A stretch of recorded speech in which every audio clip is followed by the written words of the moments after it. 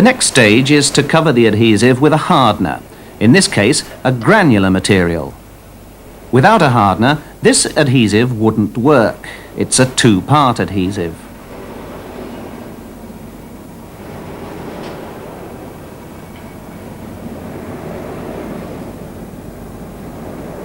Now the stringer's ready. It's placed in a special assembly fixture along with all the other stringers. This fixture ensures that they're all in the right place.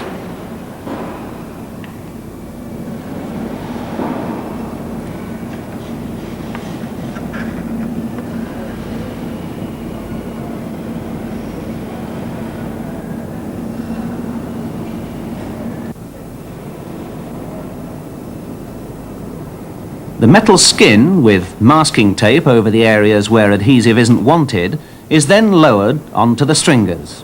It has to be carefully and accurately located.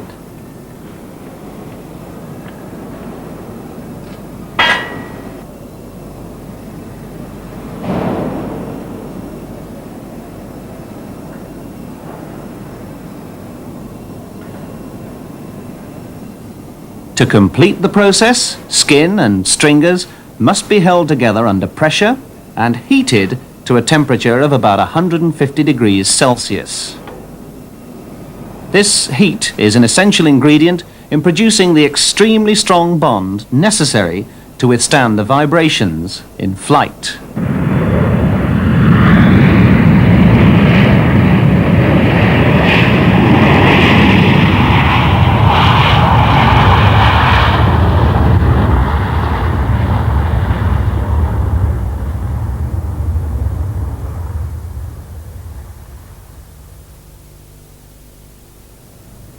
In this cabinet, we're going to heat up 2 aluminium lap joints, each bonded with a different type of adhesive. Just to be awkward, we've labelled them B and A. For a heat source, we're using 4 infrared lamps. We measure the temperature on this meter. Now, both joints are under exactly the same shear stress, which remains constant throughout.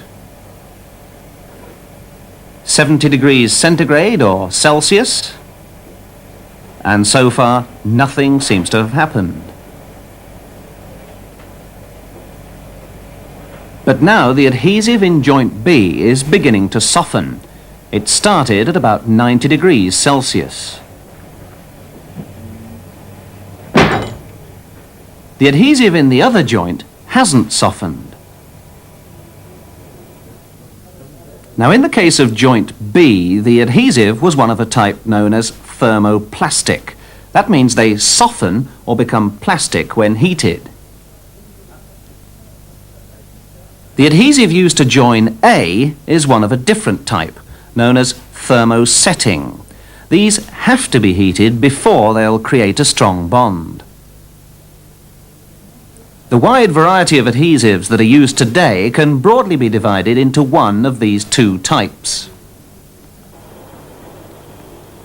In this factory, badminton rackets are assembled using a thermosetting adhesive. The adhesive bonds a steel shaft to a T-piece made of an aluminium alloy. As it's a thermosetting adhesive, the joint must be heated to create a strong bond. Here, the racket travels up slowly between 2 infrared heaters.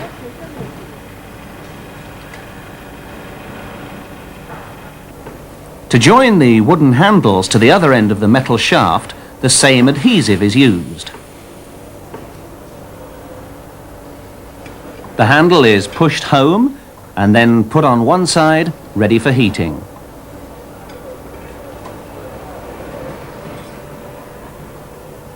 The adhesive used here is one based on a resin, an epoxy resin. It's supplied in 2 parts, which have to be mixed together in just the right proportions.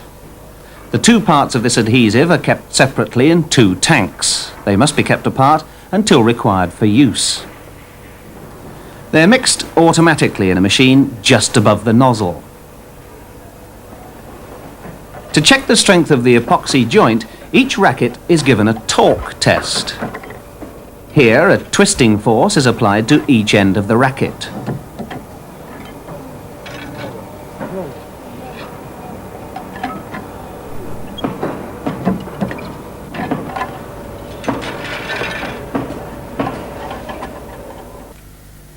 The adhesive joining this brake lining to the metal shoe is a thermosetting one.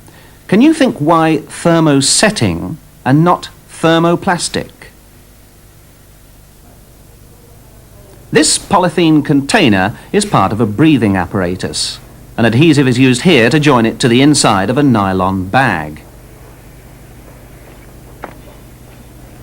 In this case, service conditions permit the use of a thermoplastic adhesive. A thermosetting one wouldn't do. Can you think why? The same adhesive is used to join a metal washer to the other side of the fabric.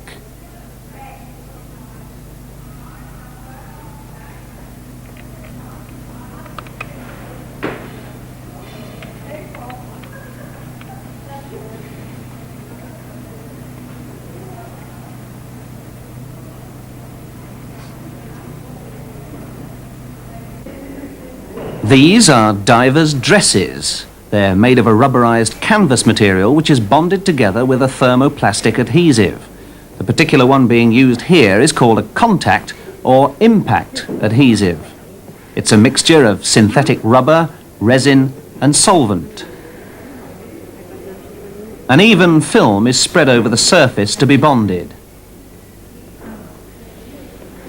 It must then be left to dry. The same thing is done to the other surface being bonded. Here, the adhesive has already dried.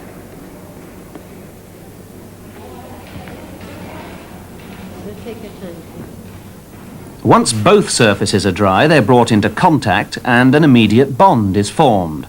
That's why it's called a contact adhesive.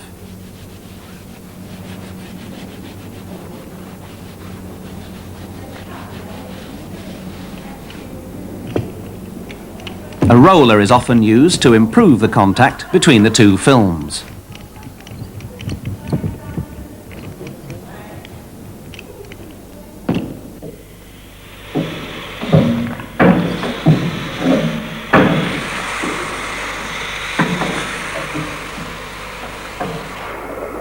In this case, the adhesive has to withstand fairly severe service conditions.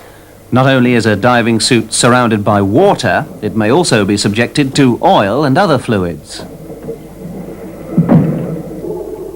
Before deciding to use an adhesive, think about the conditions to which it will be subjected. You must also consider the materials you're joining.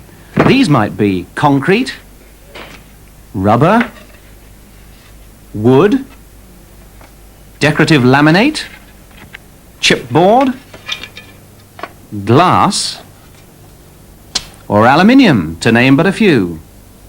Selecting the right adhesive can be difficult. Development Lab, good afternoon. Good afternoon. So, when in doubt, ask one who knows.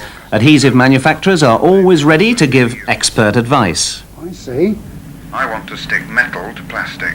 And what metal and what plastics material, please? It's aluminium to PVC. I see. Will the aluminium be painted or plain? The aluminium is unpainted. I see. Right. Oh, and the PVC, will this be a flexible one or a rigid one? No, it's a rigid PVC. Yes, certainly.